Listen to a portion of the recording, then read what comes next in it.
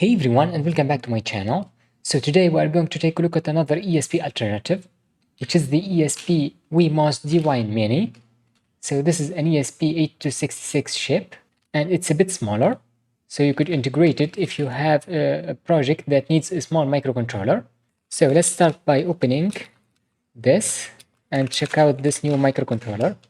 We can use its Wi-Fi capability to create all of the projects that we have talked about with the ESP32 or the ESP8266.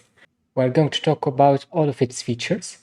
Luckily, it comes with the USB port so that we can program it using the USB cable.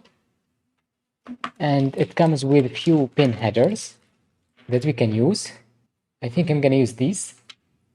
We're going to attach all of these and solder it like this. But for now, let's take a look at using this microcontroller.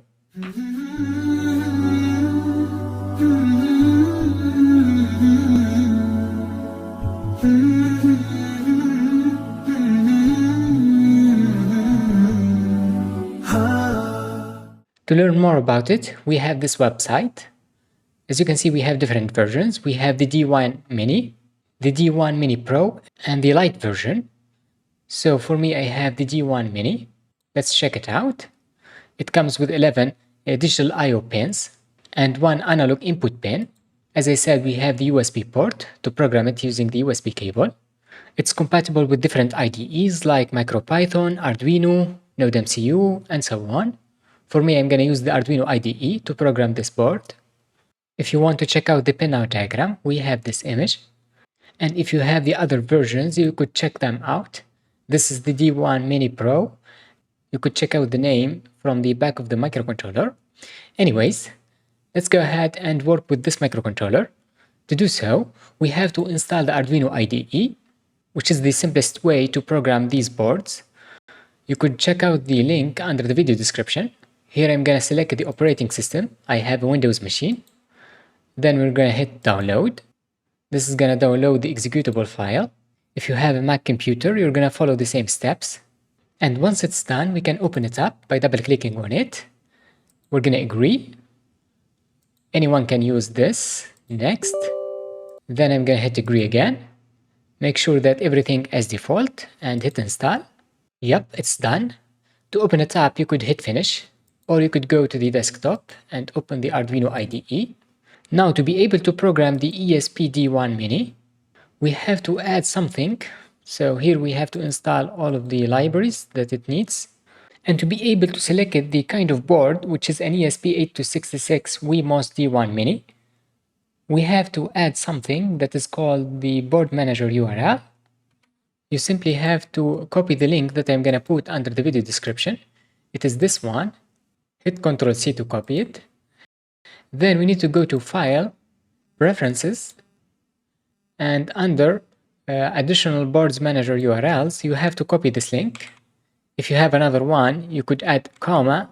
Once you do that, you will be able to install the ESP8266 package from this location, which is called Boards Manager. Just search for ESP8266. So it seems to be that it's already installing automatically with this new version of the IDE. We're going to wait a bit.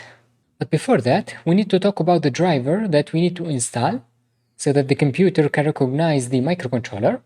So here we have the CH340G driver that we need to install. And to do that, we can go back to the documentation. And under here, we have the driver link. For me, I have a Windows machine. I'm going to pick up the first one, which is going to download the CH340. Basically, we have a zip file that we need to extract using right-click extract here. Then I'm going to double-click on the setup, hit yes. Then we can install it. You could also install the previous one that you have and install it again. It is successfully installed. Now, if you plug the USB cable, you hear this sound. And to make sure that the computer is recognizing the board, you could go to the Device Manager settings. And under ports, we have this one, CH340 USB serial. So our microcontroller is connected to the COM number 5. We're going to use this under the IDE so that we can upload the code to the right board. Now I think it's not installed. We're going to hit install to this package and let's wait a bit. And there you go. Now we'll be able to select the ESP8266 board from here. For me, it is connected to COM number 5. And let's search for D1 Mini. Here we have all of the versions. Make sure to pick up the right one. And we can hit OK. So first of all, I want to upload the Blink sketch to make sure that the board is working just fine. And to get this Blink sketch, we could go to File, Examples, and under Basics, we have Blink. It's going to turn the LED on and off each 1 sec. So let's go ahead and upload it. And there you go, we have the percentage. Once it's done uploading, you will notice this blue LED that turns on and off, which means we have successfully connected the board to the computer and we can upload any other codes. For example, we can use the Wi-Fi capability to scan for different networks. And you could get this example by going to File, Example, and let's search for Wi-Fi, or it's called ESP8266 Wi-Fi. Here we have different sketches. We're going to pick up the Wi-Fi scan one, which uses the Wi-Fi capability to scan for different networks that are available around the board. And we can get some information like the name, whether it is locked or encrypted or not. You don't have to pick up the board from here again. Just hit upload. So this sketch is using the serial monitor that you can open up from here.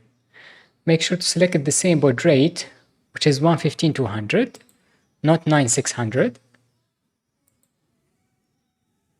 And yeah, it starts scanning for the different networks. We have these 3. This one is called WLED site. This is my network. And we have WLED access point as well. We have the strength. So I think I'm going to stop right here for this episode. In our next video, I'm going to show you how to solder the pin headers and use it to create different projects by connecting the I/O pins. For example, we can control the WLED and create really cool projects. I hope you enjoyed this episode. If you have any question or comment about this microcontroller, make sure to put it under the comment section down below, and I will see you in the next one.